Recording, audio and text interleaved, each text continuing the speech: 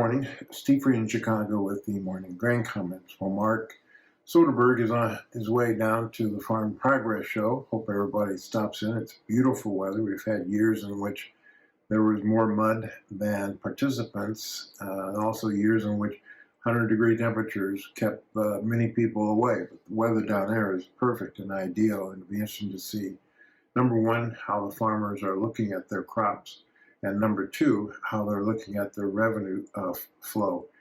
There was an article yesterday out about some farmers, Ohio and maybe in Missouri, that are seeing drops in revenue and very concerned about where their revenue is going to come from. Major news overnight, number one, in the soybean market, a delegate from China is coming to Washington. The Treasury and State Department were quick to say that this person is not meeting with anybody important on trade. But November beans have rallied from 1041 to 1053 after that announcement. We also have corn about unchanged, wheat about unchanged. Yesterday, the soybean export numbers were up 11%, total shipments versus USDA up 10%. 69% of the crop was rated good to excellent, up 2%. 89 setting pods and 4 dropping leaves. This rally in the bean market could be a gift to U.S. farmers, especially if we see a yield above 54 for the final yield versus where the USDA is now.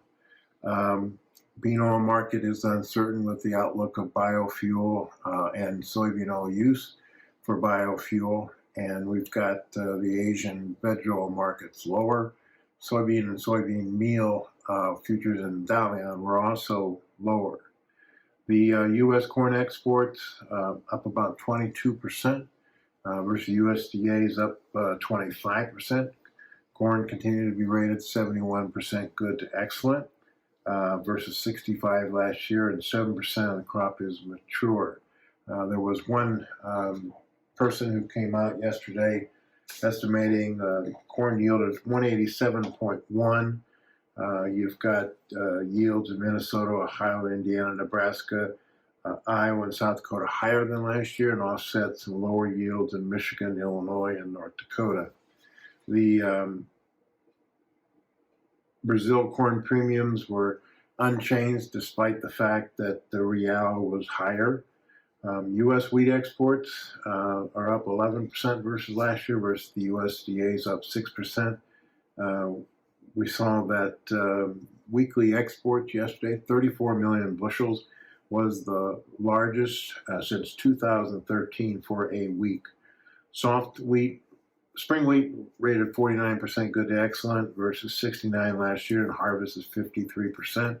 U.S. winter wheat harvest is almost done. Matif futures were lower on talk of a crop of 141 million tons versus the government's 138. In Australia and Argentina, prices futures were lower.